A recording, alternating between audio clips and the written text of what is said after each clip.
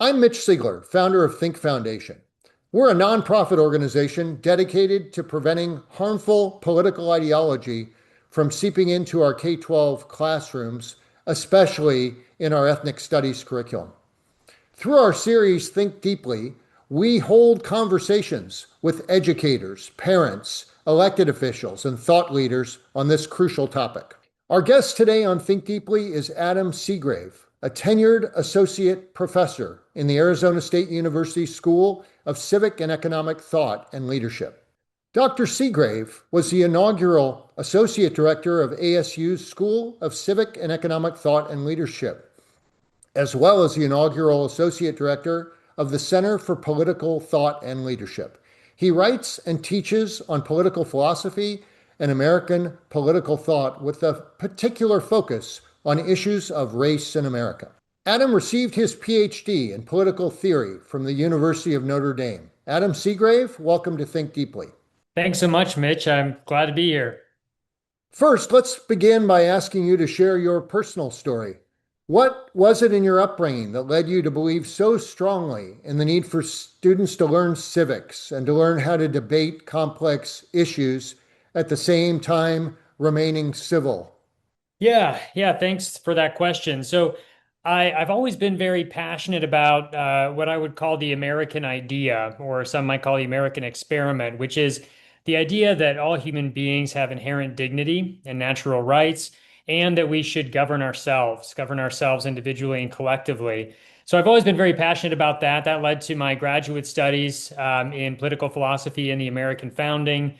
And then when I arrived on the campus at the University of Missouri, that campus in 2016, when I arrived, was torn apart by racial tensions.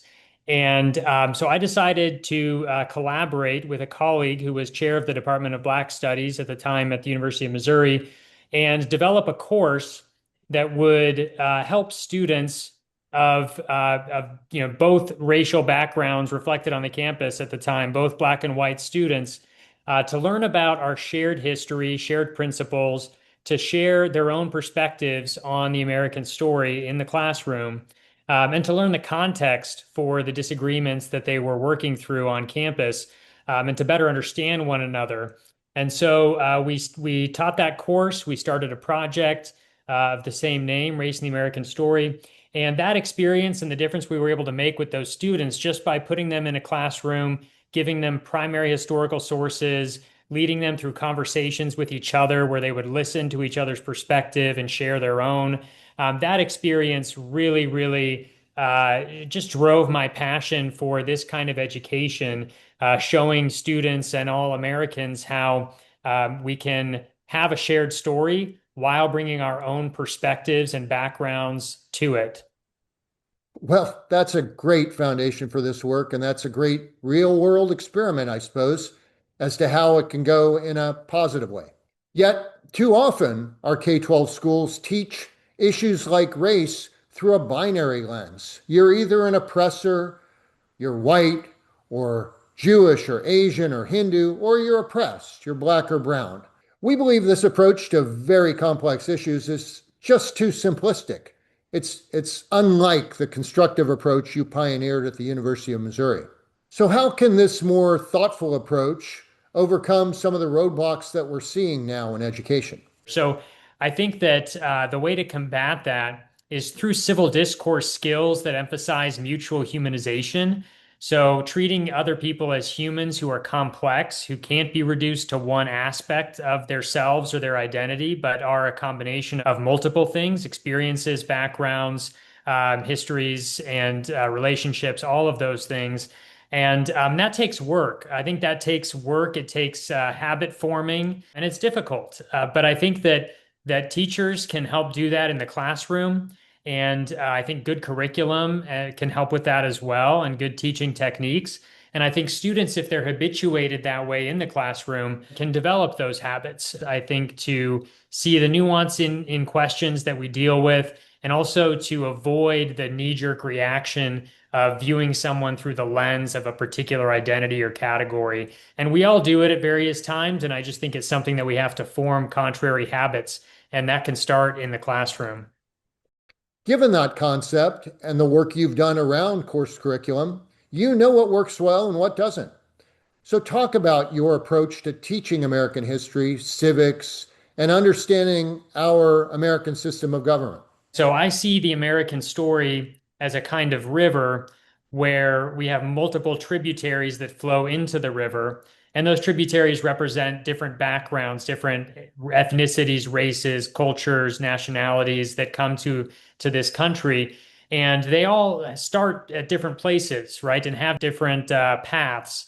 But then they all at some point flow into and contribute to and become part of a single unified stories. And so balanced ways of teaching our history do that.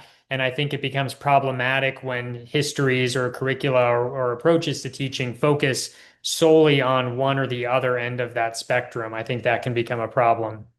And none of these issues is simple. They're all highly nuanced and complex. Issues like slavery, the Civil Rights Act, the conflict in Gaza, none of these is a 5-second conversation. So I think all of those issues that you touched upon, all of those events and issues and historical events that you mentioned and many others, they are so complex and they really can't be understood in simplistic, easy to package terms.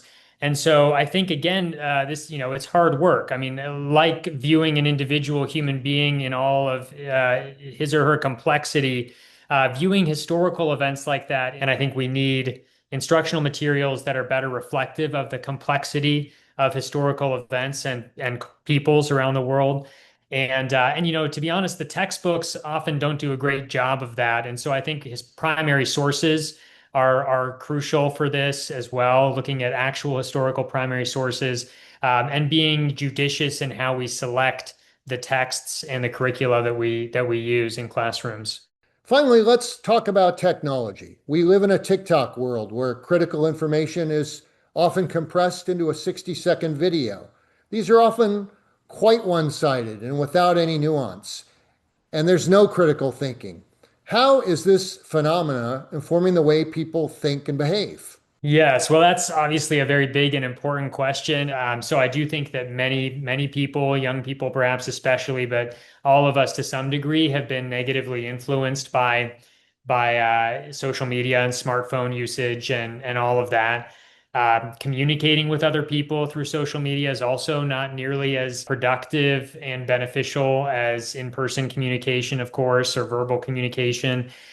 Mutual humanization, as I mentioned, is a crucial component of civil discourse, viewing the person you're listening to or speaking with as a human being, as a complex, nuanced, valuable, human being with dignity.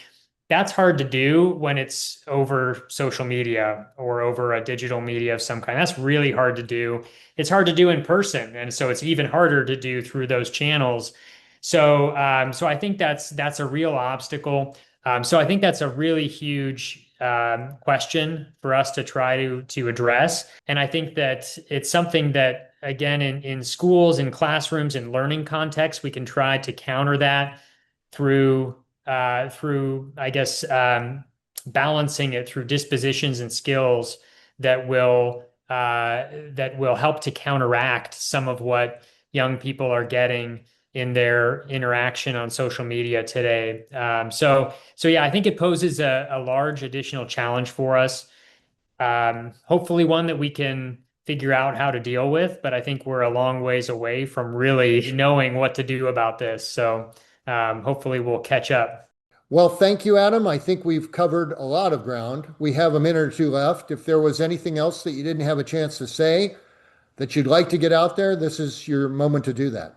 Yeah, I think that it's so one thing that really strikes me as important is the need to teach American history in a balanced way, right? And that's kind of in the background of a lot of the points that we've been making that American history is varied, complex, and nuanced, and has been the result of contributions of people from all kinds of backgrounds, all kinds of origin stories, all kinds of religious beliefs, and but then also it's been a constructed on common ground. So I think that American history is a really valuable case study for understanding something about humanity.